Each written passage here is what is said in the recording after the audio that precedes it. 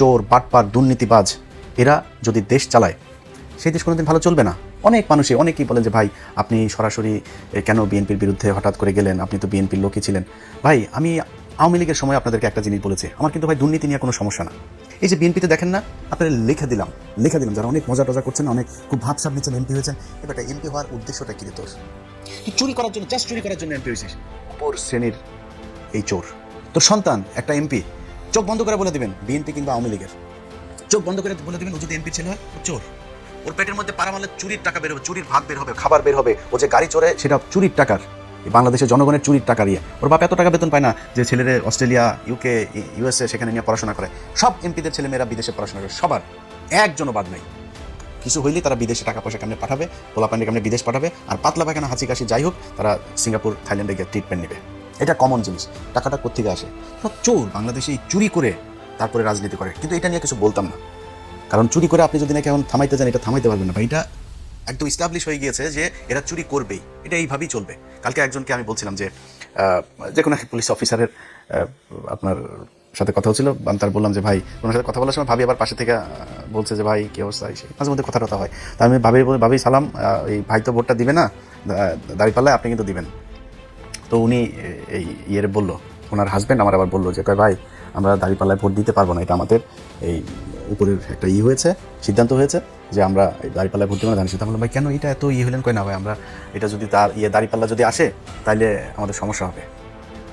মানে বুঝছেন তো, ওই ঘুষ খাবে, ওইটা ও একদম এই মাইন্ডের ভিতরে, মাথার ভিতরে ঢুকিয়ে রেখেছে যে ও ঘুষ খাইয়েই মরবে, ওর ঘুষ দিয়েই চলতে হবে, ও সৎ হবে, এই চিন্তা ভাবনা ওর মাথার ভিতরে নাই। এটা নাকি তার আরও ঊর্ধ্বতন কিছু অফিসার সহ নাকি তারা এই করেছে, না জামাত ইসলামে আসতে দেওয়া যাবে না। এই হয়েছে গিয়া মানে বাংলাদেশের অবস্থা। এই জায়গা থেকে আপনি রাতারাতি চলে আসবেন, এটা সম্ভব না। এরা করে, আরে বাবারে বিএনপি এসেছে, বিএনপি, তোর সমস্যা কি? তোর লাভটা কি? ধান্দাবাজি করবি এখানে বসে, বিরিয়ানির দোকান থেকে টাকা খাইতি, এখন ওইখানে যায় বাংলাদেশে যায় 5 স্টার হোটেল, ওই যারা টেম্পু থেকে টাকা টুকা উঠাবে ওদের কাছ থেকে তোরা চান্দা নিয়ে খাবি। এটাই তো একটা টেলিভিশনে যায় না বসবি, এরপর ওইখান থেকে বসে তারপরে ধান্দাবাজি করবি বিভিন্ন জায়গায়। তোর এই যে এমপির কাছে যে এলাকার পোলাপান যে যায় টাকা পয়সাগুলি দেয়, এটা কিসের টাকা? যে ভিক্ষা করে ওর টাকা তোদের পেটে যায়। এই যে এমপিদের পোলাপান যারা আছিস, তোদের পেটের মধ্যে ভিক্ষা করে ফুটপাতে বসা ল্যাংরা খোরা যেসব মানুষ যাদেরকে আল্লাহ কোনো না কোনো কারণে প্রতিবন্ধী বানিয়েছেন, এরা হালাল ইনকাম করে। ভিক্ষা করা হালাল, কিন্তু খুব নিম্নমানের হালাল, কিন্তু হালাল, এটা হারাম না। সেই মানুষের টাকা তোদের পেটে আছে, কারণ ওই যে ভিক্ষা করে না, ওরা কিন্তু চাঁদা দেয়, এই চাঁদার এই টাকা তোদের পেটে। সো এমপিদের, তোরা এই এমপি হয়েছে সেই আবার ভোট চুরি করে এত খুশি হয়ে তারপরে এত ভাল লাগে কথা বলতে। আরে বাবারে বাবা, বিরাট একটা ব্যাপার, বা কি ভাই কি হইলো, আরে বাবা বিশাল ব্যাপার। কি করবি? চুরি করবি? কোনো ভালো উদ্দেশ্য আছে? একজন এমপি বল, আমার বিএনপির একজন এমপি আছে যার কিনা উদ্দেশ্য আছে আসলে দেশের এই করা, দেশের সেটা মারা। এরা এই যে কথা বলে দেশের মানুষের জন্য কিছু, আল্লাহর পর সারা রাতে মানুষের জন্য যদি কিছু করতে চাইতি তো সম্পত্তি কমে? কোনো এমপির সম্পত্তি কমে জীবনে কোনোদিন? ওই এমপি হইলে ওর যদি পাসপোর্টের মালিক হয়, পরের বছর এই হলফনামার মধ্যে যাই করে। এই হইল কি অবস্থা? এই হলফনামাটা নিয়েও এই ইউনূসের সরকার এই শয়তানি করেছে। আওয়ামী লীগের সময় হলফনামাগুলো অনলাইনে দেখা যাইতো, কয়েকদিন আগে এই নির্বাচন কমিশন আসার পরে হলফনামাগুলো সব বন্ধ করে দিয়েছে। বন্ধ করেছে কেন জানেন? 2018 সালে এইবারের অনেক বিএনপির প্রার্থীদের হলফনামা ওইখানে ছিল। ওই সম্পত্তির হিসাব এই 1.5 বছরে তো মিলবে না। এই 1.5 বছরে তো এক একজন আঙুল ফুলে কলা গাছ হয়েছে, এগুলো তো মিলবে না। তো না মিললে কি হবে? না মিললে তাইলে দেখে ফেলবে, বুঝে ফেলবে, ইচ্ছা করে খুব উদ্দেশ্য প্রণোদিতভাবে সেই ইয়েটা ওইখান থেকে সরানো হয়েছে, হলফনামাটা। রেজাল্টটার আমি যখন কিনা 12টা পর্যন্ত আপনাদের করলাম, ঘুমাইলাম, তখন পর্যন্ত আপনাদেরকে আমি সবশেষ লাইভে বলেছিলাম যে প্রথমে চারিদিক থেকে দাঁড়িপাল্লা রেজাল্ট আসা শুরু করেছে। আমার 2জন ফোন করেছে মজা করার জন্য, ভাই টিকিট করেন, দেশে আসতে হবে। আমি বললাম ভাই দেখেন এখনও বহুত খেলা বাকি আছে, এখানে এত ইজি না জিনিসটা, এখনও ন্যাশনাল ইন্টারন্যাশনাল ডিপ স্টেট, তারপরে হলো গিয়া উত্তর পাড়াটারা যা আছে সব মিলে তারপরে বহুত হিসাব আছে। তখন নির্বাচন কমিশনের যে অ্যাপসটা আছে সেখানে দেখাইলো সব শেষ, ওরা দেখিয়েছে দাঁড়িপাল্লা 17 আর ধানের শীষ 12। প্রথমে কিন্তু 5টা না 6টা সব দাঁড়িপাল্লা, এরপরে সব শেষ এসে দাঁড়াইলো হইলো আপনার দাঁড়িপাল্লা হইলো এই 17 আর ওরা 12। হঠাৎ করে অ্যাপসটা বন্ধ হয়ে গেল, ওইখানে আর কোনো কিছু দেখায় না, কিচ্ছু দেখা যায় না। আমি আপনাদেরকে এখনও দেখাই, সেখানে আপনারা যদি যান, আপনারা নিশ্চয়ই অনেকেই এই অ্যাপসের ব্যাপারে আপনাদের জানা আছে। এই যে দেখেন রেজাল্ট শেষ হয়ে গিয়েছে, প্রধানমন্ত্রী বসে যাবে কিছুক্ষণের মধ্যে। সেই দেশে এখন পর্যন্ত নির্বাচন কমিশনের এটা, এই চোরের বাচ্চাদের সাথে আমার সমস্যাটা কেন হয়েছে সেটা এই দেশের মানুষ হারে হারে টের পাবে। এই চোরের বাচ্চারা আসার পর থেকে, শুরু থেকে এরা জাউরামি শুরু করেছে। ইন্টারন্যাশনাল জাউরা একটা নিয়ে বসাইছে ওইখানে, ন্যাশনাল জাউরাদের পাশাপাশি ইন্টারন্যাশনাল জাউরাও সেখানে বসেছে। সেই জাউরারা বসে তারপরে কি করলো, যারা ওদেরকে বসাইলো ওদের নাম দিল মব নাম দিয়া তারপরে করলো কি, ওদের দায় মুক্তি দিল। শুয়োরের বাচ্চা, দায় মুক্তি, শেখ হাসিনারে খেদাইছে, এটার দায় মুক্তি, এটা কি অপরাধ করছে যে ওর দায় মুক্তি দিব? হিটলারের দেশে দায় মুক্তি দেওয়া হয়েছিল, মুসলিনের দেশে দায় মুক্তি দেওয়া হয়েছিল, কয়দিন আগে সিরিয়াতে হয়েছে, দায় মুক্তি দেওয়া হয়েছে? জীবনে কোনোদিন কোনো বিপ্লবে দায় মুক্তি দেওয়া হয়? দায় মুক্তি দিলে কি হয়, এটা বাংলাদেশেই উদাহরণ আছে। জিয়াউর রহমান ইন্ডেমনিটি দিয়ে গিয়েছিলেন, এই আপনার ইন্ডেমনিটিটা যদিও মুস্তাকের সময় দেওয়া হয়েছিল, সে এক্সটেন্ড করেছিল, সে ওটারে উজ্জ্ব করে নাই, কিন্তু ইন্ডেমনিটি দেওয়া হয়েছিল যে 15ই আগস্টে এটা নিয়ে কোনো বিচার করা যাবে নাই, সেই বিচার হয় নাই। আজকে যে দায় মুক্তি দেওয়া হয়েছে, এই দায় মুক্তি দিয়ে ইউনূস প্রমাণ করে গিয়েছে যে এরা অপরাধ করেছে, এই অপরাধের বিচার করা যাবে না। আমি অপরাধ করিনি, আপনি দায় মুক্তি দিবেন কেন? যেদিন দায় মুক্তির কথা বলা হয়েছে, দায় মুক্তি অধ্যাদেশ যেদিন জারি করা হয়েছে, সেদিন এই যে যারা আছে আজকের বিপ্লবী, যারা জুলাই আন্দোলনের নেতৃত্ব দিয়েছিল, এদের ফাঁসির দড়ি রেডি করে গিয়েছে সেদিন থেকে। এরা এসে এখন সুশীল সাজে, একদম শুরুতেই মাহমুদুর রহমান যখন দেশে গেল, মাহমুদুর রহমান দেশে যাবে, তারা মাহমুদুর রহমানের 3-4 দিন দেশে জেলে থাকতে হইলো। ওনারা আইন মেনে, তারপরে তুই কোন আইন দিয়ে আরে উপদেষ্টা হয়েছিলি আমার বলতো, কোন আইন তোরে শেখ হাসিনার দেশ থেকে বার করাইলি? শেখ হাসিনার সংবিধানে কোনো অসাংবিধানিক, কোনো অনির্বাচিত সরকারের কোনো অস্তিত্ব আছে? সেই সংবিধানের উপরে বসে তোরা চুপ করে রেখে দিছিস, তোরা আসিস এদের বিরুদ্ধে দায় মুক্তি অধ্যাদেশ দিস। এই দায় মুক্তি দিয়া আমি আজকে আমার মানে আল্লাহ কতদিন বাঁচিয়ে রাখবে সেটা জানি না, সারা জীবন তো বেঁচে থাকবো না, আমার মৃত্যুর আগে হোক আর পরে হোক, আপনাদের একটা জিনিস বলে গেলাম, এই দায় মুক্তি দিয়া যারা এই হাসনাত, সার্জিস, নাহিদ, আসিফ, মাহফুজ, যারা যারা আছে না, এদের ফাঁসি একদিন এই দেশে হবে, হইতে পারে যদি এই দেশে আবার আওয়ামী লীগ ব্যাক করে। আর আওয়ামী লীগ যে ব্যাক করবে সেটা মোটামুটি গ্যারান্টি হয়ে গিয়েছে। আওয়ামী লীগ আপনি রাজনীতি এই দেশে করতে দিবেন, রাজনীতি করতে দেওয়ার পরে মনে করেন 10-15 বছর পরে আওয়ামী লীগ আসলো, আপনাদের এই বিচার করবে না? বিচার তো করার জন্য আপনি সুযোগ দিয়েছেন, আপনি বলেছেন আপনি অপরাধ করেছেন, সেটা দায় মুক্তি দেওয়া হয়েছে, দায় মুক্তি অধ্যাদেশটা বাতিল করে দিল, কি করবেন? 15ই আগস্টের ঘটনায় সব কটার ফাঁসি দেওয়া হয়েছে না? এই একই দায় মুক্তির অধ্যাদেশ করা হয়েছিল তো, তাই না? এই ইন্ডেমনিটি দিয়েই তাদের বাঁচিয়ে রাখা হয়েছিল, দেশ থেকে বের করে দেওয়া হয়েছিল। তারপরে জিয়াউর রহমান যদি সেদিন এই বিপ্লবীদেরকে দেশে রেখে তারপরে যদি সরকার পরিচালনা করতো, সেই বিপ্লবী সরকার দিয়ে যদি পরিচালনা করতো, তাহলে জিয়াউর রহমানরা মরতে হতো না। জিয়াউর রহমান এই একই পাকনামি করে তারপরে তাদেরকে, মেজর ডালিম যিনি এখন বাইরে আছেন, যদি আধা ঘন্টা তার সাথে কথা বলেন, তাহলে 29.5 মিনিট জিয়াউর রহমানের গালাগালি করে উনি। বিশাল ক্ষোভ তার, প্রচন্ড ক্ষোভ, অনেক ঘৃণা আমার দেশের প্রতি, কারণ এই দেশ তারা বাঁচিয়ে গিয়েছেন, এই বীর যোদ্ধাদেরকে আমাদের দেশের মানুষ সম্মান করতে পারে নাই, এই জন্য আজকে দেশের এই অবস্থা। আপনারা এখন দাঁত কেলায়া তারপরে হাসেন, আরে বাবারে বাবারে বাবা, কত নির্লজ্জ হইলে একটা মানুষ। আরে একটা মানুষ জানে না আমরা কারা, আমরা কি কথা বলি আমরা জানি না। তো একজন আমার একটু আগে বলতেছে যে ভাই আপনি বিএনপির বিরুদ্ধে একদম এইভাবে অলওয়ে কেন গেলেন? এবার বিএনপির বিরুদ্ধে যাই নাই, বিএনপি যে চাঁদাবাজি করে, চাঁদাবাজি করেই খাবে, এটা আমরা জানি। আমি আওয়ামী লীগ আমলে বলেছি এই কথা, যে বিএনপি যদি 15 বছর সুযোগ পায়, তাহলে আওয়ামী লীগের চেয়ে ভয়ঙ্কর অবস্থা ধারণ করবে দুর্নীতির দিকটা। খালি জিয়া পরিবারের প্রতি সম্মানটা কেন? জিয়া পরিবারের প্রতি সম্মান একটাই কারণ, সেটা হচ্ছে যে ভারতের বেলায় তারা এই ভারত তার বাবাকে মেরেছে, ভারত তার মাকে মেরেছে, হইতে পারে এই ভারতের হাতে তারও মৃত্যু হবে। সো এই ভারত আপনার তার পরিবারের শত্রু, পারিবারিকভাবে তারা ভারতের বিরুদ্ধে সবসময় অবস্থান নিয়েছে, তাদের ভিতরে একটা দেশপ্রেম আছে, যেই কারণে আমরা এই এদের প্রতি একটা আমাদের সফট কর্নার আছে, তাদের প্রতি একটা সম্মান আছে। কিন্তু এখন দুর্নীতির কথার কারণে তো আমরা তার কাছ থেকে এই বিএনপির বিরুদ্ধে এইভাবে দাঁড়াইনি। কেন দাঁড়িয়েছি? তিনি হঠাৎ করে এসে এখন বলছেন শেখ হাসিনার পরিবারের লোকজন চাইলে রাজনীতিতে ফিরবে। তারপরে আপনার হইলে আওয়ামী লীগ নাকি ওনাদের ভাই ভাই, নির্বাচিত হইলে সব মামলা তুলে নেবেন। আওয়ামী লীগের লোকজনের প্রতি কোনো ক্ষোভ নাই, তাদের কোনো কিছুই হবে না। তো সেটা যদি এখন হয়েছে, এখন সেটা হয়তো হবে, তো তাহলে তো এটা আমাদের সমস্যা। আমরা তো আওয়ামী লীগ আর ইন্ডিয়ার জন্যই তো আমরা এত কিছু করেছি। আমি যে আমার নিজের পরিবারের এই যে এতটা বছর নষ্ট করলাম, কেন? আওয়ামী লীগ আর ভারতের কারণে। আপনি সেই আওয়ামী লীগ তো মানে এটা সেপারেট কিছু না, Awami League it's self India. So আপনি আওয়ামী লীগকে আনবেন আর ইন্ডিয়া আসবে না, বিষয়টা তো এরকম না। যে কারণে আপনাদের পক্ষে থাকার কোনো সুযোগ ছিল না, এবং আজকে নাই, এখান থেকে ফিরে না আসলে সামনেও থাকবেন। আপনার মনে করার কোনো কারণ নাই যে ওই বিরানি আলমদের মতন আপনার 5 বছর আগে বলবো যে তারেক রহমান লন্ডনে, কে যেন ওইটা যে ভাবসাব নিয়ে কথা বলছে না আপনার ওরা, এখন তারেক রহমানের পাচাটে, এটা ইলিয়াসের দেওয়া হবে না, এটা আপনাদের দেওয়া হবে। এই ইলিয়াসের পেটের মধ্যে হারাম ঢোকানো বহুত কঠিন জিনিস, সো এটা আপনাদের দেওয়া হবে। আপনারা হাসি খুশি তারপরে এখন খুব মজায় থাকবেন, মজা। এটা আপনারা জন্ম নিয়েছেন অসৎ পয়সা, হারাম টাকা, মানুষের কুকুরের মতো লাথি উষ্টা খায়, তারপরে তার পায়ে চাটা ধরে বসে থাকার জন্য। আমাদের এই জন্য জন্ম হয় না। আল্লাহ যেন ওই রাস্তায় জীবনে কোনোদিন না নেয়। জীবনের সবচাইতে খুব খারাপ পরিস্থিতির ভেতরে দাঁড়ায়ও নিজের আদর্শ যেটা, ওইটা ধরে রাখবো। এটা সারা জীবন করবো, আজকে করছি, পরেও করবো। জামাত ইসলাম আজকে হেরে গিয়েছে না, হারানো হয়েছে তাদেরকে।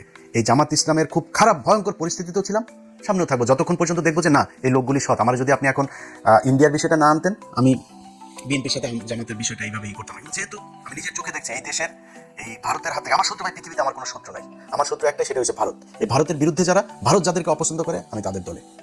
সো তারা স্পষ্ট অবস্থান নিয়েছে। তারা সরাসরি বলেছে যে খালেদা পুত্র ভারতের সাথে সমঝোতা করে দেশে ঢুকেছে। তাদের পত্রিকা নিউজ করেছে কয়েকদিন আগে, তাদের এক মিলিটারি অফিসার, ঊর্ধ্বতন অফিসার, রিটায়ার্ড, সে বলেছে যে যেদিন বলেছে যে দিল্লি না ঢাকা, ঢাকা ঢাকা, দিল্লি না পিন্ডি, ঢাকা ঢাকা ঢাকাই, ঢাকা না পিন্ডি, ঢাকা ঢাকা, এটা যেদিন বলেছে সেই দিনই বিএনপি শেষ হয়ে গিয়েছে, সেদিনই বিএনপি ভারতের পক্ষে চলে এসেছে। মিলিটারি অফিসার বলেছে এই কথা।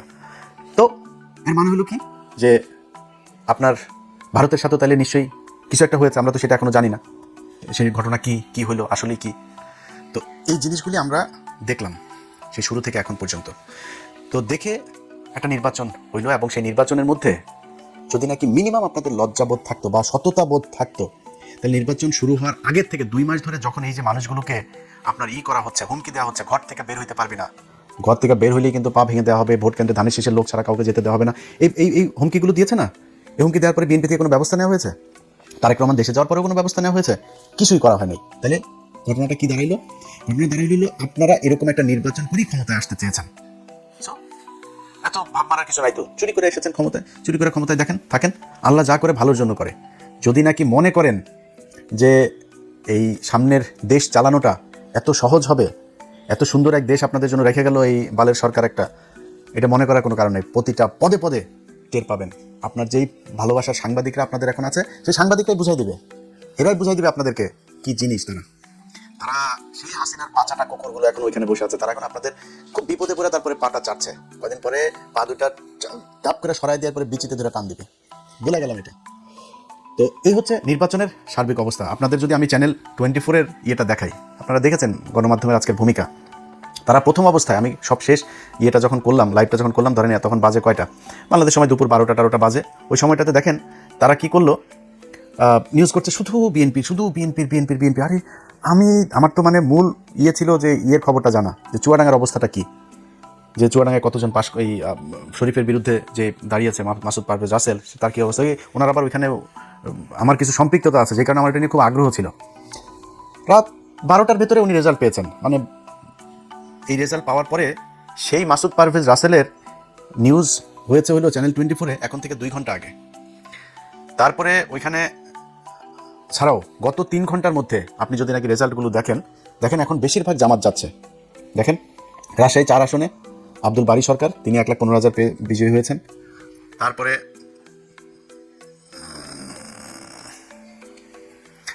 ধরেন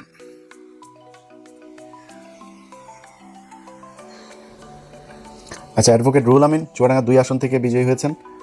তারপরে হলো গিয়া রাজশাহী 1 আসনে বিজয়ী হয়েছেন মোহাম্মদ মুজিবুর রহমান, 1,71,000 ভোট পেয়েছেন। মোহাম্মদ আফজাল হোসেন কুষ্টিয়া 4 আসনে পেয়েছেন, 2 ঘন্টা আগে নিন। কুষ্টিয়া 3 আসনের বিজয়ী হয়েছেন মুফতি আমির হামজা। তারপরে ঢাকাতে দেখেন, ঢাকাতে এই খবর তারা বহু আগে পাইতো, ঢাকার রেজাল্ট বেরোতে কেন এত সময় লাগবে। আতাউর রহমান বাচ্চু নারায়ণ 2 আসনে পেয়েছেন দাঁড়িপাল্লা। তারপরে আপনার নামগুলো মনে রাখেন।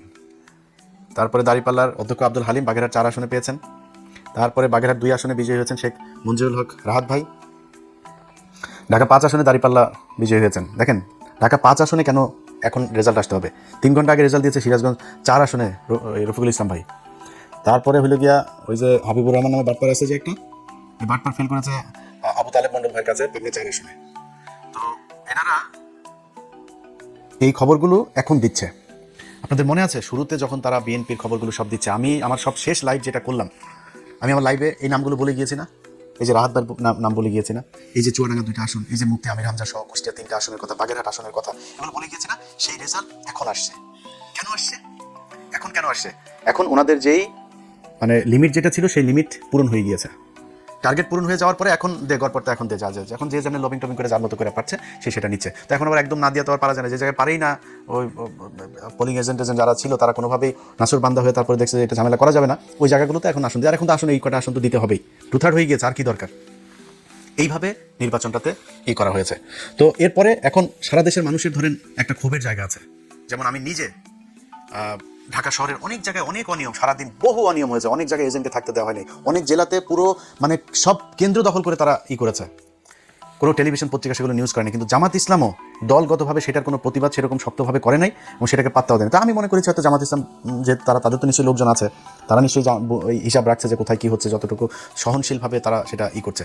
কিন্তু না, পরে দেখা গেল সেই ইয়েগুলোতে, যেমন আপনার ভোলাতে যে অধ্যক্ষ আপনার নজরুল ইসলাম, দেখেন তাকে মানে একদম জোর করে হারানো হয়েছে। তারপর অনেক ভোট পেয়েছে, খুব কাছাকাছি ব্যবধানে। আপনার এই যে ইয়েতে ভোলার আরেক আসনে ওই যে হাফিজ গিয়াসুদ্দিন আল মামুন, হাওয়া ভবন মামুনের যেই ভাই হাফিজ ইব্রাহিম, কাছাকাছি ব্যবধানে সে জয়ী হয়েছে। কত মানুষ ভোট দিয়েছে। এখানে ত্রাসের রাজত্ব, মানুষকে ঘর থেকে বেরোতে দেন। সকালবেলা গিয়ে আগের দিন রাতে গিয়ে বলে এসেছে যে পাড়ায় যে মানুষগুলি দাঁড়িপাল্লায় ভোট দিবে তারা ভোট দিবে না এরকম জানে, সবার বাড়িতে গিয়ে হুমকি দিয়ে আসা হয়েছে।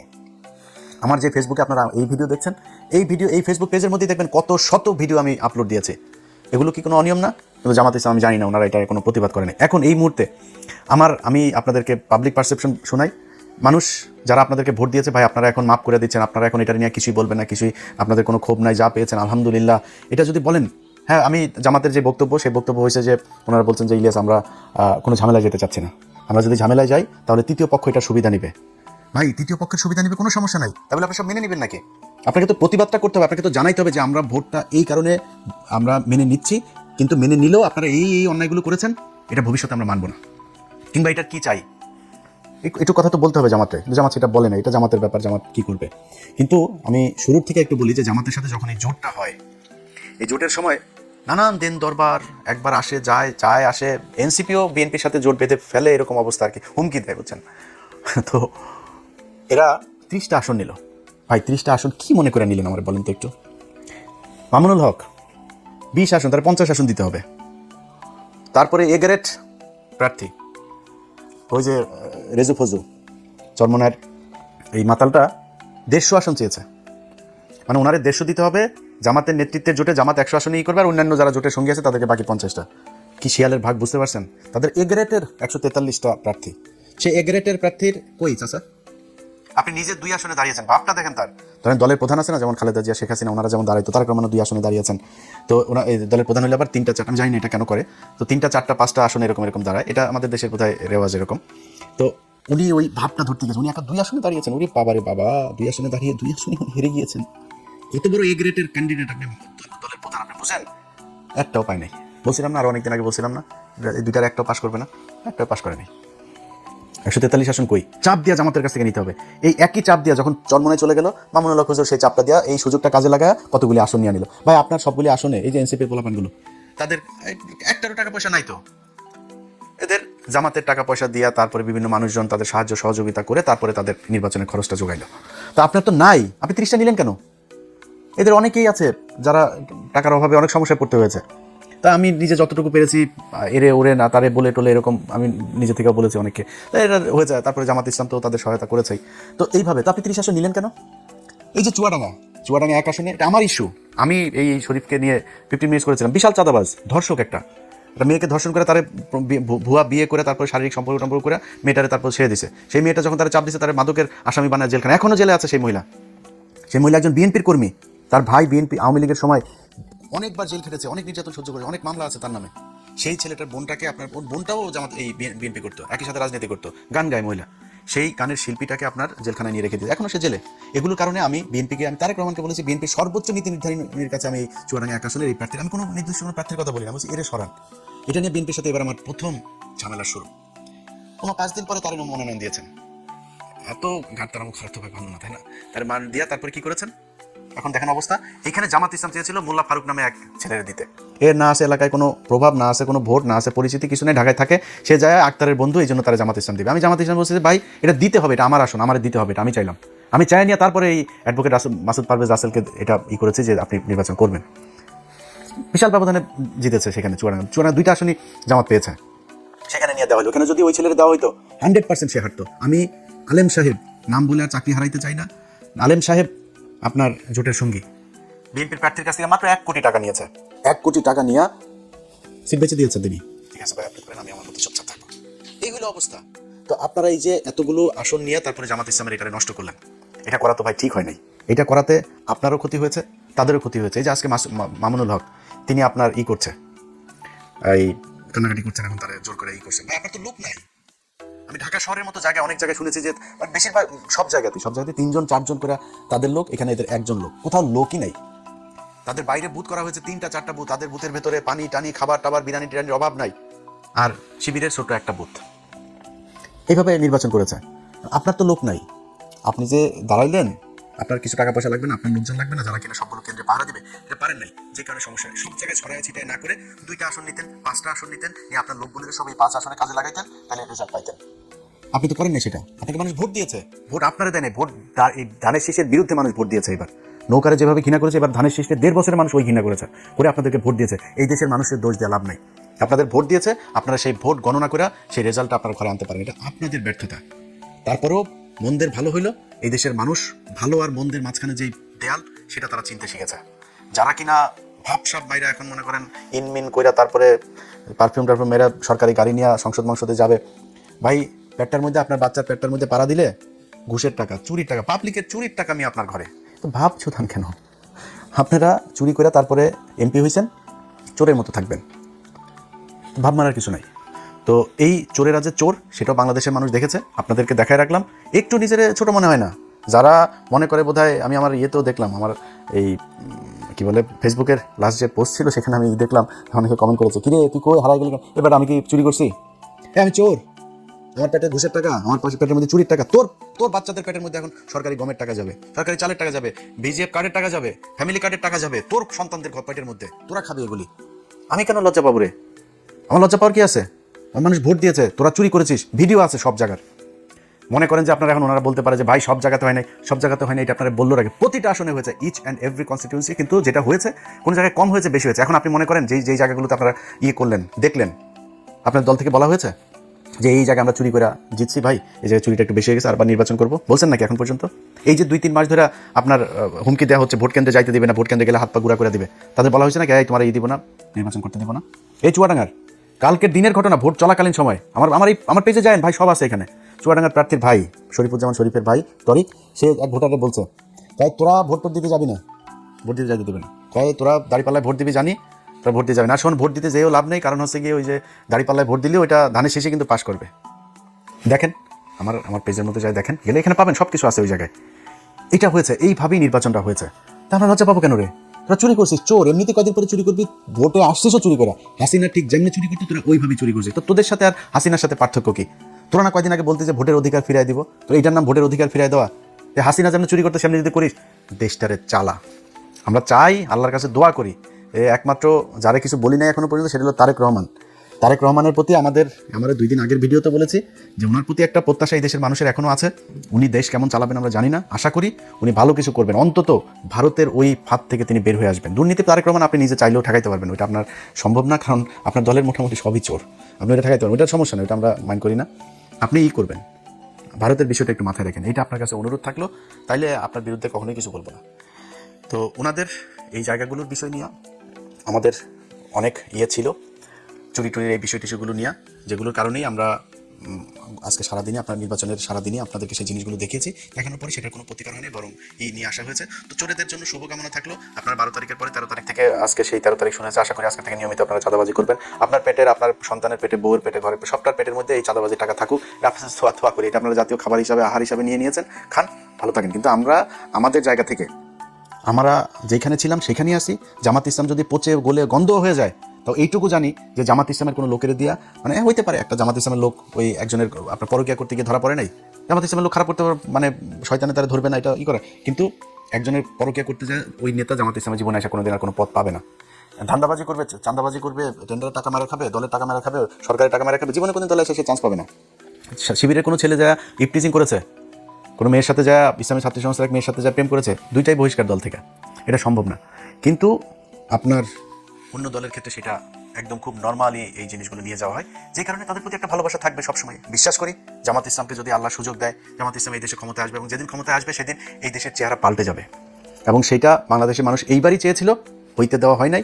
সময় আছে, সামনে হবে, না হলেও সমস্যা নাই। যদি 10,000 বছর না হয় সমস্যা নাই। তো আমি কি মানে আমার চোখের সামনে আমি মানে জল জল করে আমার যদি আপনি দাঁড়িপাল্লার ধারে শেষ দাঁড় করে দিন, এটা এখন যে বলি না বলতাম, আমি জীবনে ভোট দিতাম নাকি দাঁড়িয়ে শেষে আমি মানে দুইটা যদি আপনি এক জায়গায় আমার বলেন যে 2টা কারা ভোট দিবা, আমি দেবো। কারণ গত 1.5 বছরে তো আমরা দেখলাম আপনাদের প্রতি যেই ভালোবাসা ছিল, এই 1.5 বছরে আপনারা এত তাড়াতাড়ি যে অমানুষ হয়ে যাবেন, চাঁদাবাজ হয়ে যাবেন, এটা তো বুঝতে পারিনি ভাই। কদিন আগে জেল খেটেছেন, এই নির্বাচনে আজকে এমপি হবেন, এটা চিন্তা করেছেন? অনেকের জেলখানায় ফাঁসি হইতো। এই যে আজকে বাবর ভাই, ওনার ব্যাপারে ওনার লোকজন চাঁদাবাজি করে কিনা আমি জানি না, কিন্তু বাবর ভাই আজকে ওনার ফাঁসি হওয়ার আশা নেই। উনি এখন আজকে এমপি বানিয়েছেন, আল্লাহ ওনাকে, আমি জানি না উনি জিতেছেন কিনা, যদি হয়ে থাকেন আমি চাই উনি এমপি হোক, আল্লাহ ওনাকে জিতাক। উনি কই ছিল? এইটুকুতে ভাই সন্তুষ্ট হওয়া দরকার ছিল। আপনি জামাত ইসলামের কি হারানোর কিছু আছে নাকি রে ভাই? জামাত ইসলাম কি যায় দলে যায় চাঁদা খাবে? জামাত ইসলাম ওইখান থেকে যা ইনকাম করবে? জামাত ইসলাম যেটা করতো জামাত ইসলাম এখন ওইটাই করবে। জামাত ইসলাম হারানোর কিছু আছে? ওরা এই গত 15 বছরে যে নির্যাতন সহ্য করেছে, ওদের আবার কি, ওদের নিষিদ্ধ করে রাখা হয়েছিল, একদম নিষিদ্ধ জঙ্গি গোষ্ঠীর মতো আচরণ করা হতো ওদের সাথে। সেই দলটা আজকে যেখানে এসেছে এটা ওদের জন্য বিশাল ব্যাপার। এনাফ ওদের জন্য, ওরা কিছু হারায় নাই, এই দেশের মানুষ হারিয়েছে। আমার আজকে যদি জিজ্ঞেস করেন যে ভাই আপনার কেমন, আপনার কি সমস্যা, আপনার কি হইলো, আপনি কতটুকু ভাই আপনার তো হয়ে গেল, আমার কিছু লস হয়নি ভাই। আমি আল্লাহর রহমতে আর্থিকভাবে আল্লাহ যথেষ্ট সচ্ছল রেখেছেন, আল্লাহর রহমতে ভালো আছি, আল্লাহ সুস্থ রেখেছেন, হাত পা দিয়ে কাজ করে খাইতে পারি, এটা এনাফ।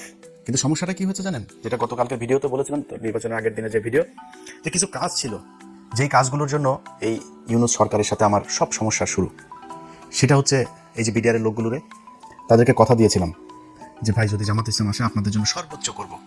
এই যে আলেমগুলো আছে, এই আলেমগুলোরে বলছিলাম তারেক রহমান আপনার কাছে একটা অনুরোধ করি, যদি কেউ পারেন, আমি তারেক রহমানের সমালোচনা করলে যারা পাঠান তাদেরকে বলবো যে একটু তারেক রহমান রে ওগুলি না দেখায় এটা ওনারা বললেন যে একটু 2 মিনিটের জন্য একটু খোঁজটা নিতে। আমি জাস্ট আপনাদের ক্লু দিয়ে দিই, দেখেন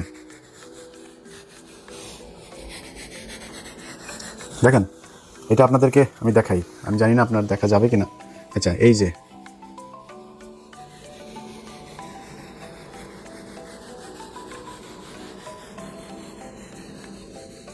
দেখেন কত লম্বা জিনিস, এই জিনিসটা যেটা দেখলেন আরো আরো আরো আছে, আরো অনেক আছে, আরো অনেক অনেক অনেক, প্রায় 1,500 মানুষের তালিকা এখানে। এই মানুষগুলো এখনো জেলখানায় আছে। মামুনুল্লাহ হুজুর, আপনি যে আজকে এমপি হওয়ার জন্য যে তোড়জোড়টা করছেন না, আপনি এই জেলখানায় যারা আপনার পা ধুইয়া দিত, নিজের বাসা থেকে খাবার নিলে নিয়ে আপনারা দিয়ে আসতো, আপনার ভোর রাতে উজু করার জন্য যা পানি নিয়ে আসে দিত, সেই মানুষগুলো এখনো জেলখানায় আছে হুজুর, খোঁজ নেন নাই আপনারা। 1.5 বছর আপনি এই আফগানিস্তান ঘুরতে যান, জেলখানার মানুষগুলোকে ছাড়াইতে পারেন নাই। এটার নাম জেহাদও না, এটার নাম ইসলামও না, আপনারা করেন নাই। তো যে 2টা জিনিস বললাম, আমার বাংলাদেশের যত প্রভাবশালী, এটা সেনাপ্রধান হোক আর ইউনূস হোক, আসিফ নজরুল হোক, সবার সাথে আমার গ্যাঞ্জাম বেঁধেছে 2টা জিনিস নিয়ে। সেটা হলো বিডিআরের এই লোকগুলোকে, এটা কেন জানি মায়া লাগে এদের জন্য, আমি কী বলবো বলেন, আরে আলেম এই 2জন আর আরেকটা জায়গা আছে, সেটা হলো যে ওই যে ফেনীতে 16 জন মানুষ কন্ডেম সেলে পড়ে আছে, তাদেরকে এই বনজ কুমার একদম আপনারা তদন্ত করেন, আবার আপনার মতো আমি আমার মতো তদন্ত করেছি, 15 মিনিটস করেছি, সেখানে দেখিয়েছে সেগুলো কি হয়েছে। যদি পারেন ওই মানুষগুলোর একটু ছেড়ে দিন। আর আরও কিছু জিনিস আছে, এই যে প্রথম আলোর ঘটনায় কিছু মানুষকে এখানে জেলখানে নেওয়া হয়েছে, এই মানুষগুলো ছেড়ে দিন। এই মানুষগুলোর কেউ এটার সাথে জড়িত না, আমার নামে মামলা দিয়ে রাখেন। এই মানুষগুলোর এখানে তারা ফেসবুকে একটা পোস্ট করেছে, একটা পোস্ট শেয়ার করেছে, সেই কারণে তাদেরকে নিয়ে তারপরে এখন একটা করে তারপরে বিচার করার চেষ্টা করা হচ্ছে। এই খুশিটা প্রথম আলোরে করতে যায় না তারেক রহমান। আপনার আজকে যত সাংবাদিকরা আপনার পায়ের নিচে আপনার জিপ দিয়ে তাদের আপনার পা চাটছে, এরা সবাই আপনার বিরুদ্ধে ছিল, সবাই। এখানে এই বাংলাদেশে এমন একজন সাংবাদিক নাই যে সাংবাদিক, আমি সাংবাদিক খুব ছোট একটা সাংবাদিকের আপনার জন্য এই গত 6 বছরে যতটুকু আমি নিজের ক্ষতি করেছি এটুকু কেউ করে নাই। এই 6 বছর আপনি আজকে আপনারা যেমন কথা বলছি না, এই 6 বছরে আমরা কথা বলি নাই কোনোদিন, কারণ আপনারা এই 6 বছরে আপনারা যে নির্যাতন সহ্য করেছেন, এই নির্যাতনের এই সময়টাতে আপনি আমার কিছুই করতে পারতেন না আপনার বিরুদ্ধে কথা বলে, কোনোদিন বলি নাই, কোনোদিনও বলি, একটা সিঙ্গেল ওয়ার্ড আপনি আমার দেখাইতে পারবেন না। আজকে পরিস্থিতির কারণে কিছু সমালোচনা করি, এগুলো নিলে আপনার ভালো হবে। কারণ হলো যে এই যারা আজকে পাঁচাটে, এই পাঁচাটা বাহিনী 2 দিন পরে রাতে বের হয়ে যাবে। আরেকটা অনুরোধ আপনার কাছে করে যাই, জীবনে কোনো দিন আওয়ামী লীগকে নিয়ে আসার চেষ্টা করেন না। আওয়ামী লীগকে যদি নিয়ে আসার চেষ্টা করেন, আপনার দল থাকবে না। কেন থাকবে না জানেন? জামাত ইসলাম কিন্তু পেছনে যাবে না, জামাত ইসলাম যেখানে এসে সেখান থেকে সামনে যাবে। আমি এবার একটা কুবুদ্ধি দিয়েছিলাম জামাতের আমিরকে, আমি তাদের বলেছিলাম যে হুজুর আপনি একটা কাজ করেন, আওয়ামী লীগকে নির্বাচনে আসতে দেন। আওয়ামী লীগের নির্বাচনে আসলে আওয়ামী লীগ জামাতের ভোট কাটতো না, আওয়ামী লীগ আপনাদের ভোট কাটতো। যে হিন্দুদের ভোট পেয়েছেন, হিন্দুদের ভোট তো রিজার্ভ ভোট, এটা আওয়ামী লীগের জন্য, এটা আপনারা পাইতেন না। আওয়ামী লীগ নিজস্ব ভোট অনেক পেয়েছেন আপনারা, সেটা আপনারা পেতেন না। আমি এই বুদ্ধিটা কিন্তু দিয়েছিলাম, কারণ আমি জানি যে আপনারা তো করবেনই। তারা বলেছিলাম যে যাদের নামে আছে, মামলা টামলা আছে, তাদের বিচার করেন, বাট আওয়ামী লীগকে আসতে দেন। সামনে আওয়ামী লীগকে আনতে দিবেন না। এই দেশে আপনাদের 2 চেতনার, আপনারা তো নাকি 71 চেতনার দল, এখন আগে জানতাম না, এটা নতুন করে জানতে পারছি। তো আপনাদেরকে যারা চেতনার দল আর আওয়ামী লীগ চেতনার দল, এই 2টার মধ্যে একটা থাকবে, 2টা থাকতে পারবে না। জামাত অন্য লাইনের, ওই লাইনের লোক যারা, তারা জামাতের পেছনেই থাকবে। যাই হোক, ভিডিওর শেষে বাংলাদেশের মানুষের জন্য একটা বাংলাদেশের মানুষের কাছে আসলে ক্ষমা চেয়ে নিচ্ছি যে আপনাদেরকে বিশাল স্বপ্ন দেখিয়েছিলাম, সেই স্বপ্ন বাস্তবায়ন করতে পারি নাই। কেন পারি নাই সেটা আপনারা জানেন। আপনারা ভোট দিয়েছেন কি দেন না, এটা আপনি নিজেকে জিজ্ঞেস করেন। আমরা একটা নীরব বিপ্লব দেখেছি এই দেশে, মানুষ জোর করে এসে 6টা থেকে এসে আপনার ভোট কেন্দ্রে এসে দাঁড়িয়ে থেকেছে, মানুষ ঝগড়া করেছে, ভোট কেন্দ্রের ভেতরে 8-10 জন বিএনপির ক্যাডারদের সাথে তারা তর্ক করে নিজের ভোট নিজে দিয়ে এসেছে, এগুলো আমরা দেখেছি। সো আপনারা আপনাদের দায়িত্ব পালন করেছেন। আমার আসলে দায়িত্ব তো, আমি তো আর কোনো রাজনৈতিক দল না, আমি মাঠেও নাই, আমার না বলবো জামাত ইসলাম দায়িত্বটা খুব ভালোভাবে বোধহয় এই দায়টাও জামাত ইসলাম আমার মনে হয় তারা নেবে, এবং আপনাদের কাছে জামাত ইসলামও নিশ্চয়ই এই ক্ষমাটা চাবে। আর জামাত ইসলামের জন্য শুভকামনা থাকলো, তাদের সততা যতদিন আছে এই সততা নিয়ে তারা বাংলাদেশের মানুষের পাশে থাকবে, এটাই অনুরোধ থাকবে। আবারও সবাইকে শুভেচ্ছা জানিয়ে, ভালোবাসা জানিয়ে, নতুন একটা বাংলাদেশ, যে বাংলাদেশটা অন্তত হাসিনার মতো হবে না এমন একটা বাংলাদেশ দেখতে চাই। এই বিএনপি তো আজকে হয়তো নির্বাচনের কারণে বিরোধিতা করেছি, তো এই বিএনপি তো আজ থেকে 1.5 বছর আগেও তো তারা আমার খুব আত্মার লোক ছিল, তাই না? এদের মধ্যে অনেক মানুষ এখনও আমাকে ভালোবাসেন, তো তারা দেশ চালাবে। আশা করি হাসিনার মতো সেই জঙ্গি খেলা, সেই ভারতের সাথে স্বামী স্ত্রীর সম্পর্ক, এগুলো যদি না করে তাদের সাথে সম্পর্ক খারাপ থাকবে না মনে হয়।